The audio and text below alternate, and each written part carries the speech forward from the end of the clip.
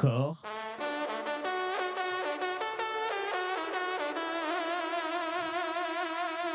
Corps.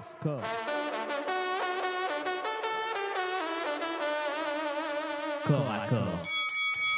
Et aujourd'hui, pour ce corps à corps, en exclusivité, nous sommes avec Karl Zero. Bonjour Karl Zero. Bonjour Clémence, ça va? Ouais, très bien, et merci beaucoup d'être avec nous. Vous êtes, je le rappelle, on se vous voit, je vous tutoie, c'est toujours une fois sur deux, journaliste, fondateur de la revue L'Envers des Affaires et de la plateforme Karl Zero TV.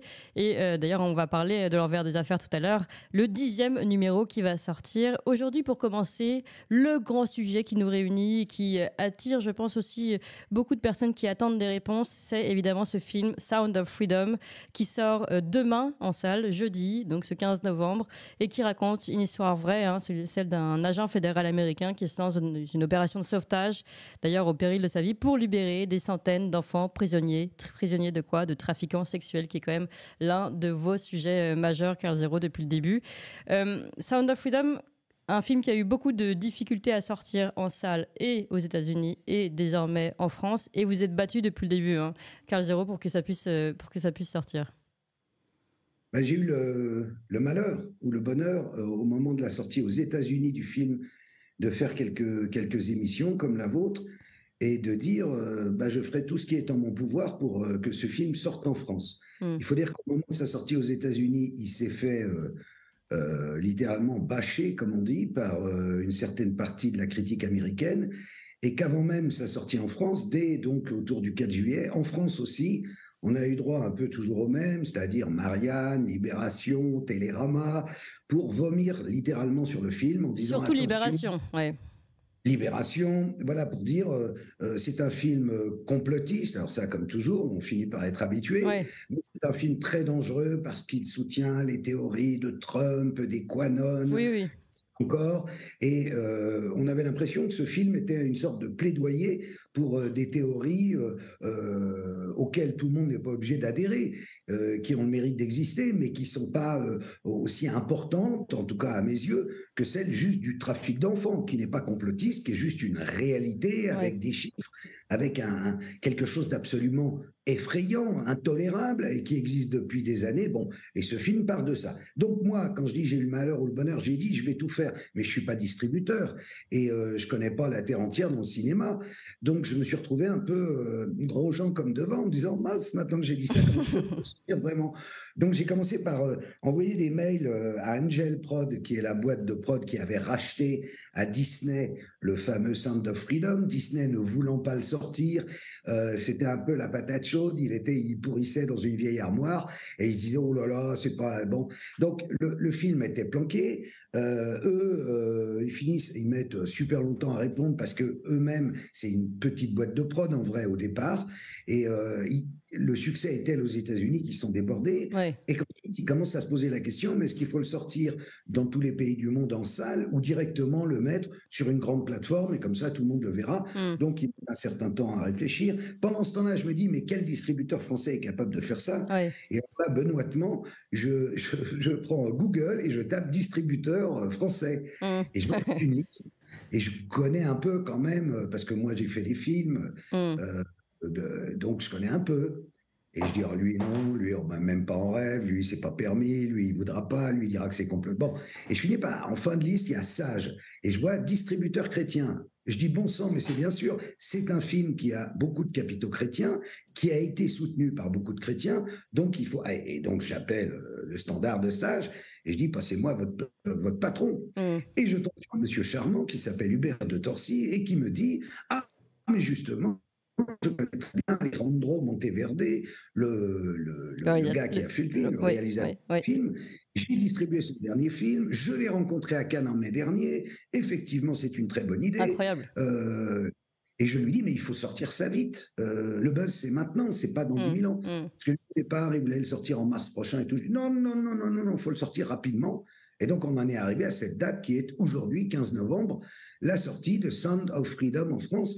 Il a quand même galéré incroyablement, notre ami Hubert de Sage Distribution, parce qu'il fallait arriver à convaincre les salles, et ça n'a pas été une mince affaire. Et jusqu'à hier encore, je recevais des messages, mais comment, il n'y a que 30 salles, 40 salles, 50 salles. Non, finalement, il y a un peu plus de 200 salles. Mais, il faut dire la vérité, c'est des petites salles, souvent bien éloignées des grandes villes, ce qui est quand même scandaleux, ce qui prouve qu'il n'y a pas, en tout cas de la part des exploitants, une censure, mais une autocensure. Mais on va en parler de tout ça. On va en parler de tout ça. Oui, c'est-à-dire que les mecs se disent, oh là là, mais c'est peut-être dangereux, peut-être que des reptiliens vont venir dans la salle pour mettre le feu. Enfin, je sais pas ce qu'ils imaginent. Oui. C'est un thriller, c'est un film de bonne facture, on va dire hollywoodienne.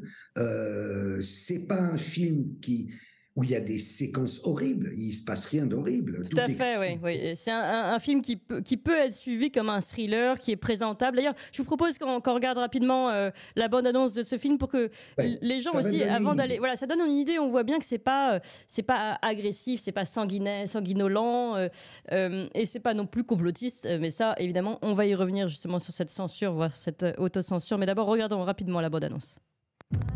You've been at this for 12 years. Why are you doing it? Because God's children are not for sale. This job tears you to pieces. You go and rescue those kids. Hear that? That's the sound of freedom.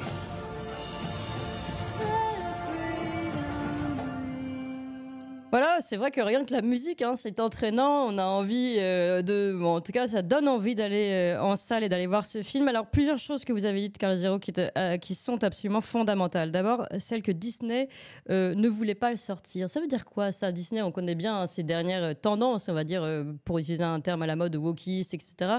Mais ça veut dire quoi, ne pas vouloir sortir un film pareil? Un film qui a toutes les capacités de fonctionner. D'ailleurs, on le voit aujourd'hui. Un film qui est propre, je veux dire, qui est bien réalisé, c'est ce que vous avez dit, de bonne facture. Là, on n'est pas dans une critique cinématographique, on est dans une critique de ligne, en fait. Il n'aime pas la ligne de ce film, ce qui est embêtant parce que c'est un film qui prend quand même la défense des enfants. C'est là que ça commence à poser question. C'est deux choses, pour être tout à fait honnête. Il y a d'une part ce que les grands groupes appellent l'effet turn-off, c'est-à-dire le fait de tourner le bouton, et en disant les gens n'ont pas envie de regarder ça. Les gens vont au cinéma pour se détendre, donc ils veulent voir Barbie, ils veulent voir des trucs sympas, et ils veulent pas s'emmerder la tête, se pourrir la tête avec des histoires de trafic mondial d'enfants à vocation sexuelle. On peut l'entendre. On peut aussi donner sa chance au film. Après, c'est à mon avis, évidemment, parallèlement, cousu de fil blanc, il y a forcément des gens qui se disent il faut pas trop mettre ça sur le devant, c'est un truc qui est tabou, faut pas en parler. Et évidemment, on est appelé à se demander mais pourquoi, mais qui, mais quoi, mais bon, évidemment, ça laisse le champ ouvert justement à toutes les théories du complot en disant mais pourquoi ils sortent pas un truc comme ça? Au départ, ce film, en plus, il n'est pas produit par Disney, il n'est même pas produit par la Fox. Il se retrouve chez Disney parce que Disney a racheté Century Fox. Bon, avant, il est produit par des gens qui ont mis, certains très très riches, d'autres beaucoup moins riches, qui ont mis $500, d'autres ont mis plusieurs centaines de milliers de dollars, et ce sont des gens qui sont remerciés à la fin du film. C'est un peu comme un film de crowdfunding, de financement participatif. Et ils se retrouvent en distribution donc chez Century Fox puis chez Disney, et ni l'un ni l'autre ne vont le sortir. Et ils vont attendre comme ça longtemps. Arrive le Covid. Bon, finalement, le film ne va jamais sortir. Et il faut donc le courage de ces petits gars de Angel Prod, qui eux sont alors un peu comme Sage Distribution, vraiment des chrétiens américains. Ah oui, Angel Prod, oui, bon, vous me diriez, par rapport au nom, on aurait pu s'en douter, c'est aussi... Ils sont un peu spécialisés dans les productions à vocation chrétienne. Je ne crois pas qu'ils sont catholiques, je pense qu'ils sont plutôt protestants ou évangéliques, ou tout ça, mais ils font partie de ce qu'on appelle l'Amérique chrétienne. Après, il est clair que quand on pense au film lui-même, c'est basé sur l'histoire de Tim Ballard.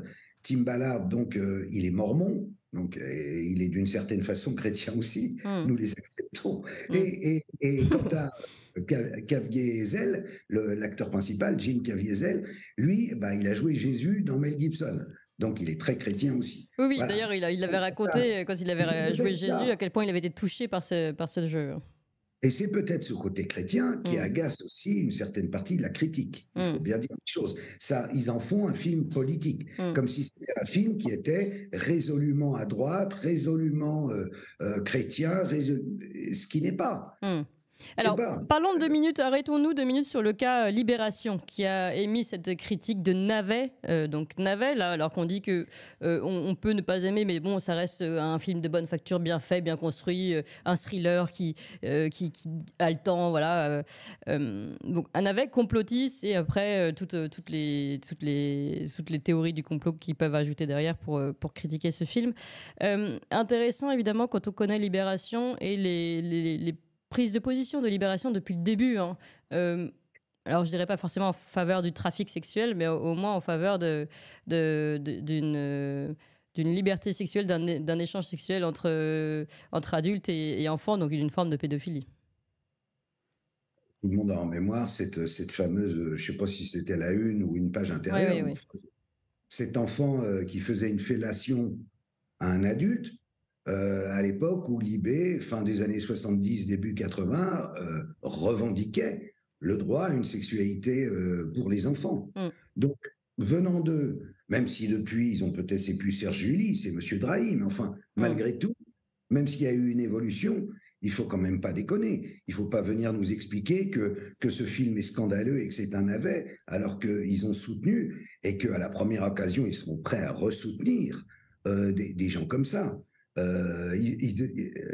Si vous prenez Matzneff, ils étaient des soutiens inconditionnels, enfin, et ainsi de suite. Donc, il y a un lourd passif avec Libération. Il faut être sérieux 2 minutes. Là, on parle quand même d'enfants. Il s'agit quand même de 2 millions d'enfants dans le monde. Oui. Alors, c'est pas uniquement pour à vocation sexuelle, je dirais. C'est aussi pour le trafic d'organes. C'est aussi pour le travail forcé, mais c'est quand même 2 millions d'enfants. Et c'est une mafia en réalité. Alors là, on va en venir à l'enquête qu'on a fait pour l'envers des affaires. On va y parler. On va en parler justement. C'est tenu par une véritable mafia qui est la deuxième économie parallèle après la drogue. On parle de 1500 milliards de dollars. C'est quand même beaucoup d'argent. Oui. Alors, je vous propose justement, vous avez votre nouveau numéro de l'envers des affaires qui sort, le 10e numéro, c'est ce qu'on disait tout à l'heure. Voilà, on voit la couverture. Je vous propose, nous, qu'on regarde justement votre présentation, Karl Zéro, à ce sujet rapidement en vidéo. On regarde ça. L'envers des affaires, numéro 10, est en kiosque. Et vous ne pouvez pas le louper. Ces yeux d'enfant qui vous regardent, ce sont ceux de 2 millions de gosses, qui sont enlevés chaque année dans le monde sans que personne ne s'en soucie. Ils sont exploités sexuellement, forcés à travailler, on prélève leurs organes. C'est sûr, être confronté à une telle horreur, ça nous dérange dans notre petit confort. Que ce trafic rapporte 1500 milliards de dollars, que ce soit la deuxième économie parallèle après la drogue, ça reste des chiffres. Et puis on entend souvent, wow, c'est loin, en Amérique latine, en Asie du Sud-Est ou en Haïti. Mais si je vous dis que ça se passe chez nous, qu'on enlève des enfants en Europe de l'Est, en Ukraine, et qu'on les retrouve ensuite chez nous, là, vous allez peut-être vous réveiller. Il est temps que chacun en prenne conscience. On ne peut plus fermer les yeux sur une telle ignominie. Le fléau est mondial, tous les moyens doivent être mis en œuvre pour en finir. C'est pour cela que nous faisons l'envers des affaires et que nous consacrons notre une au trafic d'enfants, afin que personne ne puisse dire qu'il ne savait pas. L'envers des affaires numéro 10, en kiosque et en digital.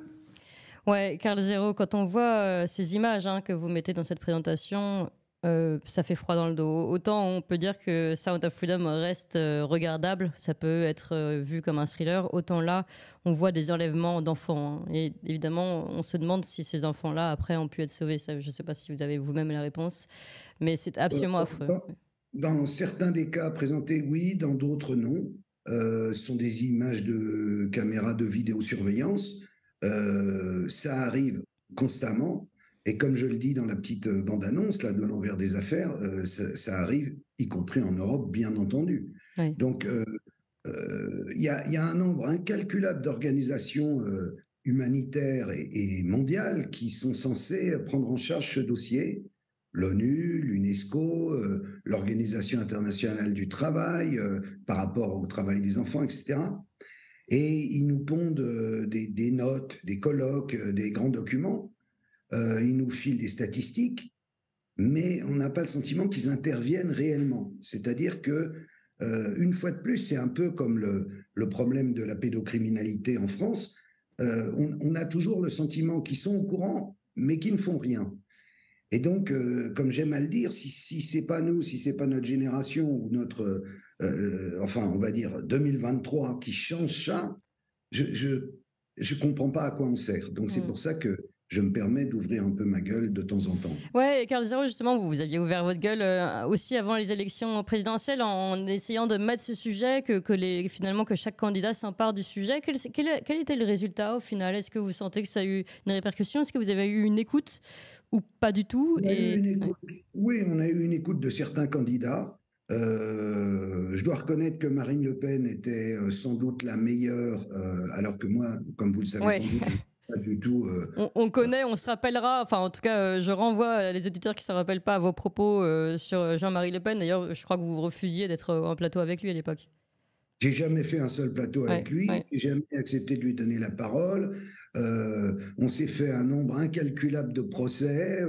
Je ne peux pas être soupçonné d'extrême droite. Mais là, je reconnais, parce que je suis honnête, que contrairement à Zemmour, qui ne s'est même pas présenté, puisqu'il était candidat, donc il aurait dû en parler lui aussi, il a dit « Ah, ça ne fait pas partie de mes préoccupations ». Et on a vu par la suite que lorsque la petite Lola a été assassinée, alors là, ça faisait partie de ses préoccupations, qui tentaient de récupérer le coup politiquement, ce qui n'était pas honorable. Donc je reviens sur Marine Le Pen. Là, elle a été mais je dirais que Anne Hidalgo, alors peut-être ça vous fera sourire, mais Anne Hidalgo, qui était candidate aussi, avait aussi des réponses. Donc il y en a certains qui écoutent, et qui réfléchissent et qui sont d'accord avec certaines des propositions qu'on formulait et d'autres moins. Il faut dire que beaucoup des propositions de 1 sur 5, puisque c'était au départ un manifeste écrit avec Serge Garde et Omer Incellier, ont été reprises par la Civise. La Civise, qui est donc ce comité autour du juge Durand. Je ne sais pas si vous avez suivi, mais vous avez dû suivre, que ça existe. Ça a été nommé il y a 3 ans. Il y a une sorte de gens extrêmement bien dedans. Ils ont fait des recommandations. Et ce qui est très curieux, c'est que ce sont uniquement des recommandations. Donc, dans 5 jours, le 20 novembre, ils vont faire leurs recommandations définitives, puis ils vont disparaître. En tout cas, c'est ce qui est annoncé, puisqu'ils doivent, au 31 décembre 2023, quitter la piste sans que leurs préconisations soient forcément transformées en loi. En exécution, oui. Donc là, on a un vrai problème, parce que tout ça est venu de la célèbre affaire Duhamel et du livre qu'avait écrit Camille Kouchner. Sagrada Familia, oui. Voilà. Macron avait senti qu'il y avait quand même un émoi dans la population, et donc il avait fait une vidéo en disant « on vous croit », etc. Et il avait nommé cette commission, ou ce comité. Et finalement, ça a été nommé, mais ça va servir à quoi? On ne sait pas. Donc, c'est là encore... Peut-être seulement à dire qu'on a réagi. Voilà, à faire une bonne vidéo, à dire croire, et puis terminer. Donc, là, c'est la même chose que ces grandes organisations. On est conscient du problème, mais pas décidé à agir réellement. Pourquoi ? Pourquoi, Carl Zero? Justement, je voudrais, puisque vous avez fait une enquête, que vous connaissez les chiffres, que vous nous donniez un petit peu l'envers du décor.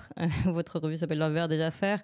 L'envers du décor aussi, qu'est-ce qui se passe réellement? Vous dites que ça peut arriver en France. Où en sommes-nous en termes de trafic sexuel, de trafic d'enfants en France et en Europe? Et je voudrais citer Laurence Beneux, que nous avons reçue récemment et que vous connaissez bien, qui enquête beaucoup sur ces questions, notamment de trafic sexuel, et qui nous avait expliqué que la section d'enquête est tellement débordée en France sur ces questions sexuelles de trafic d'enfants qu'ils étaient obligés de trier. Mais sauf que quand elle dit obligé de trier, aujourd'hui, on n'est pas surpris. Je veux dire, ça arrive dans tous nos grands services, que ce soit la police, l'hôpital, etc. Sauf que quand elle explique comment ils trient, aujourd'hui, on en est à trier à partir selon eux, par rapport à l'âge, et une moyenne d'enfants de 8 mois. 8 mois. Ça veut dire qu'ils se préoccupent des affaires des enfants qui sont plus petits, des petits nourrissons qui sont plus petits que 8 mois, dans des trafics sexuels parce qu'ils ne peuvent pas s'occuper de ceux qui sont plus âgés de 8 mois. Voilà ce que nous révélait Laurence Beneux il y a quelques jours. On en est à là, ça veut dire qu'on en est à n'avoir finalement aucune réaction sur quand même des affaires qui sont de première importance. Ça devrait être notre priorité en France que de défendre les enfants. Ça devrait bien sûr être décrété cause nationale, comme à l'époque, la sécurité routière. À un moment, on s'est dit, il y a trop de morts, on arrête, on met la ceinture et on roule à 100, 110, 130, je ne sais plus. Bon, de la même façon, on devrait dire, mettre un coup d'arrêt et dire, ça suffit. Quand vous parlez des bébés de 8 mois, il faut comprendre une chose, c'est que les pédocriminels, aujourd'hui, ce n'est pas des personnes âgées, ce sont des jeunes. À cause de la pornographie sur Internet ou sur leur portable. C'est-à-dire que dès le plus jeune âge, ils ont été mis en contact avec cette pornographie et donc ils ont pris l'habitude de s'exciter sur des trucs de plus en plus hard. Et comme une drogue. Moment, une fois qu'on a fait toute la palette, il reste les enfants. Et donc ça, on le trouve. Récemment, il y a eu un scandale parce qu'il y en avait sur Instagram. Bon, après, Meta a fait le ménage et soi-disant, il n'y en a plus. On en trouve parfois sur Twitter, mais surtout, on en trouve énormément sur le dark web. Et le dark web n'est pas un truc méphistophélique et compliqué à trouver. En 30 secondes, vous y êtes et là, vous voyez. Et donc, les gens qui se nourrissent de ça, forcément, se mettent à passer à l'acte de plus en plus jeunes. Ça veut dire que maintenant, ceux qui agressent des enfants ou des bébés, comme vous disiez à l'instant, sont des gens qui ont 22, 23 ans. Donc, on est passé dans quelque chose de différent. Et donc, il faut bien trouver des victimes. Et pour trouver des victimes, où va-t-on ? On va dans les pays de l'Est parce que c'est là où c'est plus facile d'acheter ou d'enlever des enfants, notamment en Ukraine. On en avait déjà parlé il y a un an, au moment du déclenchement de la guerre, en disant attention, on a un pays qui est connu pour ça. Plateforme de corruption. Voilà, qui est un vivier, qui entre en guerre, que vont devenir ses enfants. Et ensuite, un autre problème, c'est et pardon, mais faisons une parenthèse, vous aviez fait une révélation très très forte, et je pense que ça vaut toujours le coup d'ailleurs, ça renvoyait aussi à une de vos enquêtes. Vous aviez reçu quelqu'un qui s'occupait justement de la gestion des enfants quand ils se retrouvaient seuls parce que le papa était parti à l'armée et tout ça, et puis en fait, elle disait, il y a une grande part de disparition de ces enfants. Est-ce que vous pouvez nous raconter ça rapidement ? Oui, c'est une dame qui était en charge justement de la protection de l'enfance en Ukraine et qui, du jour au lendemain, avait été mise à pied. Donc, elle avait gueulé un petit peu dans son pays et moi, j'avais vu passer ça et donc j'avais retrouvé la dame et je l'avais interviewée pour comprendre qu'est-ce qui se passait réellement. Parce que dans les médias, on entendait parler d'enfants ukrainiens qui étaient emmenés de force en Russie pour être russifiés, ce qui existe, il faut malheureusement reconnaître, mais parallèlement, il y avait aussi énormément d'enfants ukrainiens qui, à l'occasion quand la guerre a commencé, on a dit il faut vite exfiltrer les femmes et les enfants. Oui, c'est ça, donc, les mettre à l'abri. Voilà, donc ils sont partis dans des trains, dans des voitures. En Pologne, oui. Voilà, et malheureusement, il y a des enfants qui sont partis seuls parce que les mamans ne pouvaient pas et donc étaient censés être attendus par des cousins, des parents, des grands-parents à la frontière, que ce soit polonaise, etc., et qu'on n'a jamais retrouvé. Et puis, il y avait aussi des gangs qui étaient spécialisés pour rapter les enfants quand ils arrivaient dans les autres pays, ou pour leur promettre monts et merveilles, on vous conduit en Allemagne, mais en fait, de vous conduire en Allemagne, on les conduisait directement dans des bordels. Donc, il y a eu, et il y a toujours, en réalité, là-bas, un vrai problème. Et en fait, la guerre a aussi eu cet effet, c'est une forme de manne, mais on le sait, toutes les guerres ont des effets en plus sous-jacents qu'on ne voit pas forcément directement. Ça a été une manne pour la corruption, et la corruption notamment sexuelle et d'enfants, quoi. Voilà, et après, si on parle de trafic d'enfants et de trafic de prostitution, on va dire, de mineurs, il y a un autre phénomène en France qui est de plus en plus important, malheureusement, et qui touche essentiellement les banlieues, c'est que beaucoup de très jeunes filles se prostituent et elles ont, alors là, c'est pas la mafia, ce sont des macs qui ont un peu plus qu'elles, qui peuvent être même eux-mêmes mineurs, ou qui peuvent avoir 16 ans, 18 ans, enfin quand je dis mineurs, de moins de 15 ans, et qui les prostituent. Et grâce à cela, elles peuvent s'acheter ce qui les fait rêver, puisqu'elles fréquentent TikTok et Instagram, Et elle trouve que finalement, c'est pas si mal, que c'est une manière de, non pas de couper les fins de mois, mais d'avoir C'est de l'argent facile, oui. Voilà. Donc ça, c'est un phénomène ça, les policiers sont parfaitement conscients de ça, qui s'est répandu comme une traînée de poudre depuis très peu de temps et contre lequel, malheureusement, on ne peut pas faire grand-chose. Donc il faut, là encore, que nos pouvoirs publics en prennent conscience et agissent. Oui. Alors là, vous nous avez cité ces jeunes filles qui se mettent finalement à la prostitution, ces très jeunes personnes, hommes et femmes, qui sont sur les réseaux sociaux et donc finalement, comme une drogue dure, ont besoin d'aller toujours plus loin dans la pédocriminalité. Mais il y a aussi, c'est aussi votre enquête et des enquêtes que vous menez depuis toujours, des trafics avec des réseaux plus considérables, plus importants.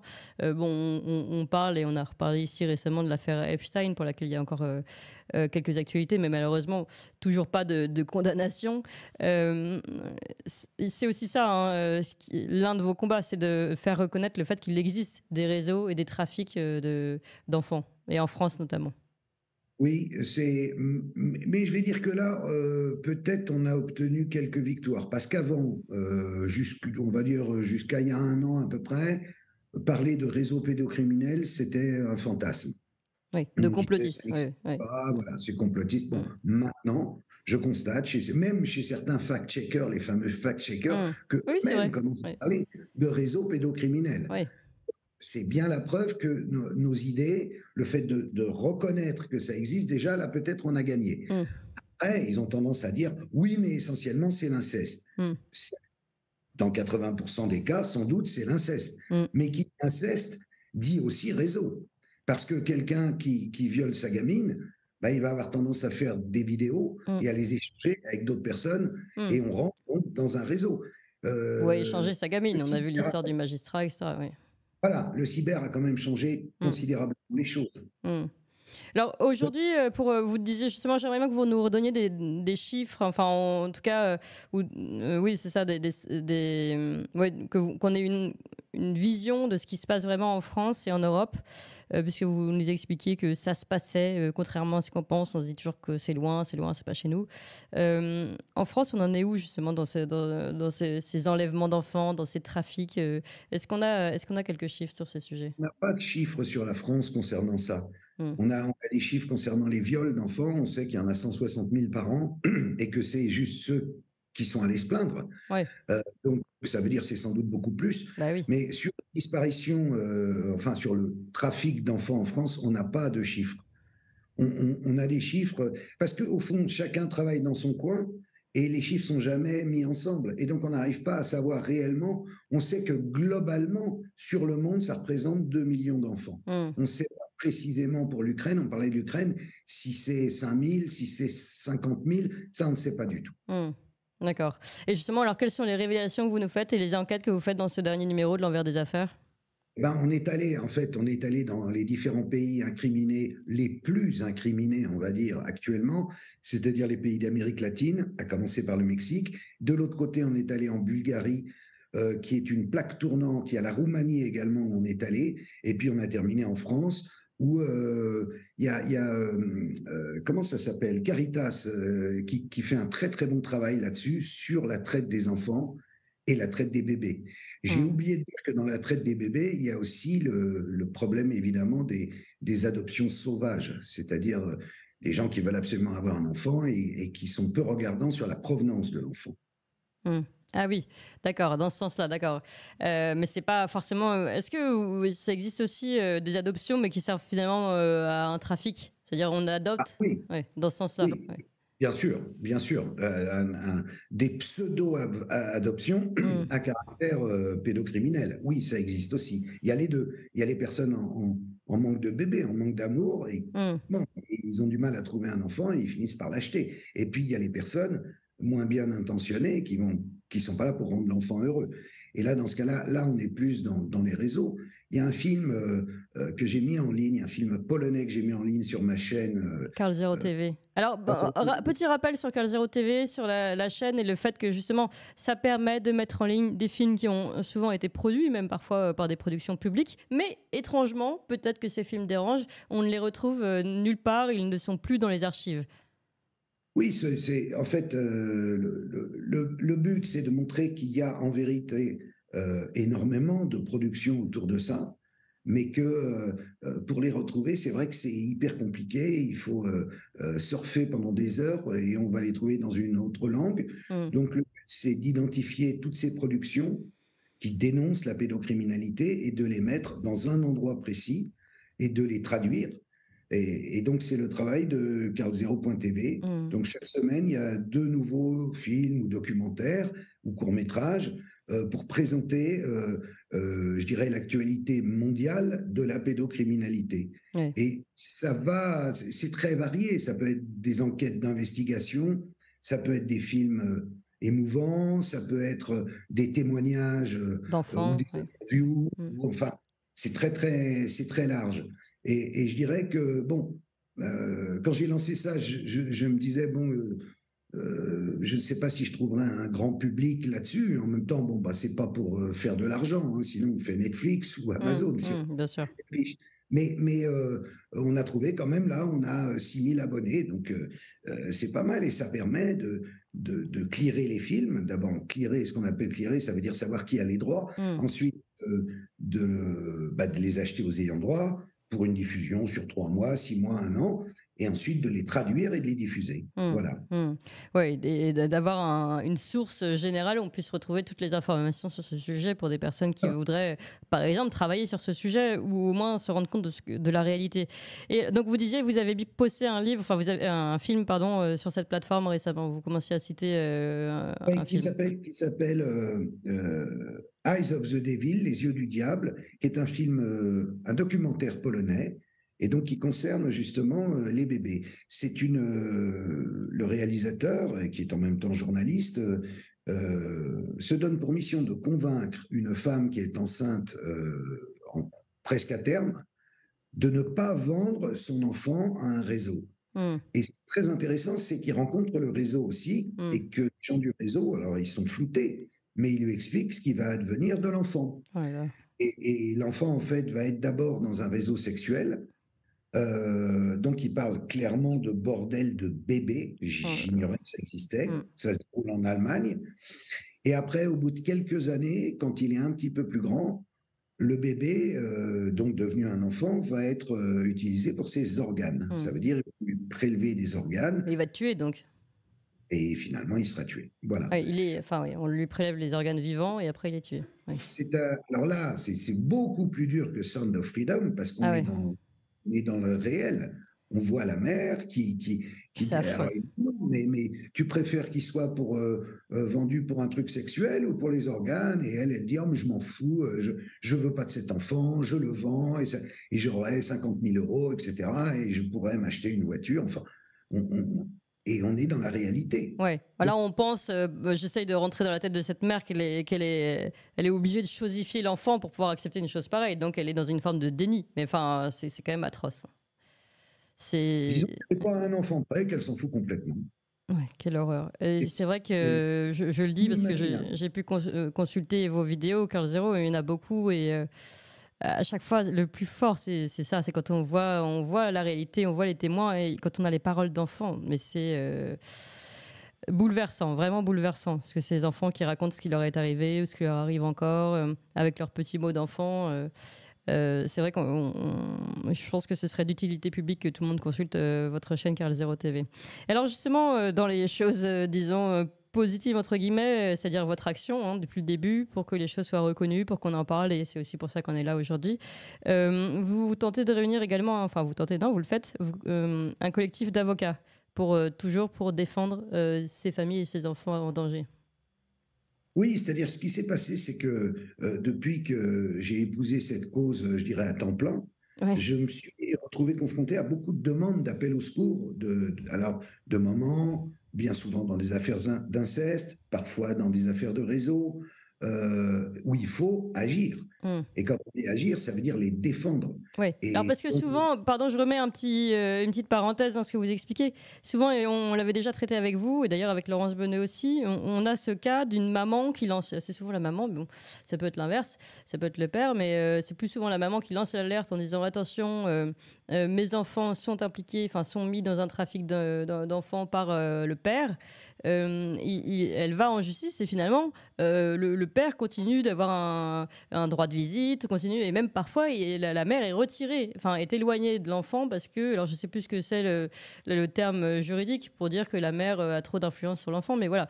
Donc finalement il faut de très bons avocats pour pouvoir défendre ces cas-là. Voilà, exactement. C'est-à-dire que la mère, bien souvent, peut se retrouver obligée de fuir avec l'enfant à l'étranger ou peut se retrouver en prison carrément. On a plusieurs cas comme ça. On pense à Priscilla Majani. Et j'ai interviewé d'ailleurs sur ma chaîne plusieurs de ces mères désenfantées, comme on dit, qui ont été mal défendues ou n'ont pas été défendues. Il faut se rendre compte que souvent, le vivier, ce sont des gens qui n'ont pas de connaissances particulières juridiques, qui n'ont pas de relations, qui n'ont pas d'argent et dont les enfants sont comme ça, soit placés à l'ASE et malheureusement, alors qu'elles ont été abusées dans leur famille et il va se trouver qu'elles vont être abusées à nouveau par d'autres enfants dans le cadre d'un foyer ou par des personnes qui sont familles d'accueil et qui sont peu recommandables parce que faut pas oublier que les personnes qui reçoivent des enfants ne sont visitées que tous les 26 mois en moyenne par les services sociaux. Donc, c'est quand même très, très peu. Oui, puis bon, c'est pas parce qu'ils sont visités une fois par tous les 26 mois que la visite va être... ils peuvent être parfaits lors de la visite. Hein. Bien sûr, et d'autant que les visites sont prévues à l'avance. Les visites ne sont pas impromptues, elles n'arrivent pas comme ça. Donc, l'enfant, généralement, il n'est pas là, il est à la piscine, etc. Bon, enfin, on pourrait développer longuement comme ça. Donc, fort de toutes ces histoires, de tous ces appels, je me suis dit, il faudrait faire quelque chose.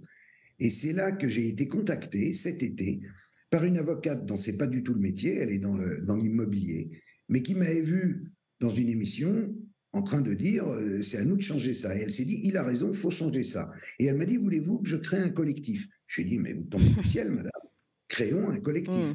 On a créé ce collectif. Aujourd'hui, on a 32 avocats répartis sur toute la France. Et on voudrait arriver à une 50aine. Et je pense que d'autres encore, même en nous entendant là, vont se dire, ah ben oui, il a raison. Alors, il faut être soit pénaliste, soit spécialisé dans le droit à la famille. Évidemment, avoir déjà traité ce genre d'affaires.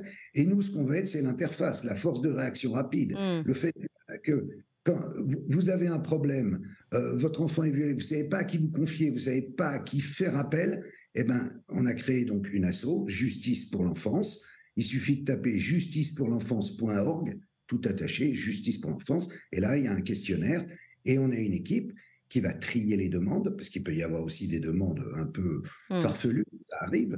Il y a parfois des gens qui m'écrivent et où c'est pas très clair. Alors, il faut trier le bon grain de livret et ensuite confier immédiatement à un avocat qui sera en charge du dossier. Mais par exemple, pour des personnes qui ont des difficultés financières, il y a peut-être aussi une aide ou pas du tout, ou comment ça se passe? Il y a toutes sortes d'aides. Il y a l'aide juridictionnelle qui est normale en France, et il y a aussi l'association qui, si jamais il y a besoin de payer plus l'avocat, est là. Donc, on fera des appels aux dons. En attendant, je vais, moi, à l'issue de la première année de Carl0.tv, remettre les bénéfices de Carl0.tv dans Juriste pour l'enfance, de façon à ce que ça soit un circuit sain et que ça serve à sauver des gosses. Voilà. Oui, parce que c'est tout l'objectif, Carl Zéro. Merci beaucoup, en tout cas, d'abord pour tout ce que vous faites. Et puis, est-ce qu'on peut dire finalement que toutes ces choses qui se font, que vous faites, l'envers des affaires, Justice pour l'enfance, et puis ce film qui sort, est-ce que finalement c'est aussi une bonne nouvelle? Finalement, c'est comme un choc psychologique qui devrait arriver, enfin qui se force dans l'actualité et qui, malgré justement cette actualité sombre du trafic sexuel, au moins permettra peut-être des réactions plus fortes pour les prochaines fois, pour les prochaines années. Moi, je suis persuadé que oui. Je pense qu'à terme, on va gagner notre combat. Il est long, il est plein d'embûches, il est plein d'ennemis cachés en réalité, parce qu'on ne sait pas très bien qui est qui. C'est un théâtre d'ombre. On peut penser que telle personne va vraiment nous aider et puis être déçu et se dire « Ah ben non, finalement, donc qu'est-ce qu'il y a? Peut-être que pour une raison ou pour une autre, où il est tenu, ou bon, vous savez, tout ça, hein, malheureusement, on est malheureusement dans ce monde parfois déçu par la nature humaine. Mais globalement, je sens qu'on va y arriver, qu'on va vraiment faire changer les mentalités, que ce qui a été obtenu pour les femmes avec MeToo sera obtenu pour les enfants au travers de ce combat et du combat de plein d'autres associations, de plein d'autres personnes. C'est évidemment en s'unissant qu'on va y arriver. Ouais, bah, merci beaucoup, Carl Zero. Je rappelle. Hein, je défendais la Civis tout à l'heure en disant il faudra que cette Civis puisse continuer d'exister, puisse continuer à agir et que ces préconisations soient prises en compte. Oui, c'est ça, parce que bon, moi les comités, c'est comme les comités Théodule, on se dit c'est toujours bien, enfin ça sert surtout à dire qu'on a fait quelque chose sans ne rien faire et ça pose même une question dans l'autre sens, sans nous accuser d'être complotistes sur tous les sujets, mais bon. Merci en tout cas Carl Zero, je rappelle toutes les actualités, donc il y a Justice pour l'enfance, j'imagine, j'ai entendu, il y aura un appel aux dons pour soutenir ce collectif d'avocats. Il y a évidemment ce film Sound of Freedom qui sort, qu'il faut aller voir pour peut-être mieux comprendre et pour soutenir aussi la cause. Et puis évidemment l'envers des affaires qu'il ne faut pas rater, qui sort dans tous les bons kiosques, c'est ça? Dans tous les bons kiosques et aussi en digital. Et en digital, voilà. Et puis toutes les informations évidemment sur Carl Zero TV. Merci beaucoup Carl Zero et à très bientôt.